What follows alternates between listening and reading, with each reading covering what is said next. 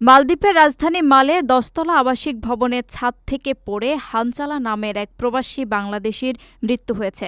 শুক্রবার রাত 2টায় প্রবাসী হানজালার মৃত্যুর বিষয়টি গণমাধ্যমকে জানান দেশটিতে বাংলাদেশ হাইকমিশনের কল্যাণ সহকারী আল মামুন পাঠান। মৃত হানজালা চাঁদপুর জেলার হাজীগঞ্জ উপজেলার আব্দুল সামাদের ছেলে। জানা যায়, গত বৃহস্পতিবার সন্ধ্যা 6টায় রাজধানীর মালের সবধেলি মাগুতে একটি 10তলা আবাসিক ভবনের ছাদ থেকে পার্শ্ববর্তী ভবনের টিনের চালে পড়ে গুরুতর আহত হওয়ার ঘটনা ঘটে। খবর পেয়ে প্রবাসীকে আশঙ্কাজনক অবস্থায় উদ্ধার করে হাসপাতালের এমার্জেন্সি বিভাগে ভর্তি করা হয়। তার শরীরের বিভিন্ন স্থানে গুরুতর জখমের চিহ্ন ছিল, তবে চিকিৎসক তাৎক্ষণিক তার অবস্থা বা আঘাতের বিস্তারিত জানায়নি। হানজালার আত্মীয়রা জানান, মাত্র 7 থেকে 8 মাস আগে হানজালা মালদ্বীপে পাড়ি জমিয়েছিলেন। প্রতিদিনের মতো বৃহস্পতিবারও কর্মস্থলে গিয়ে ছাদে থাকা গাছগুলোকে পানি দিচ্ছিলেন।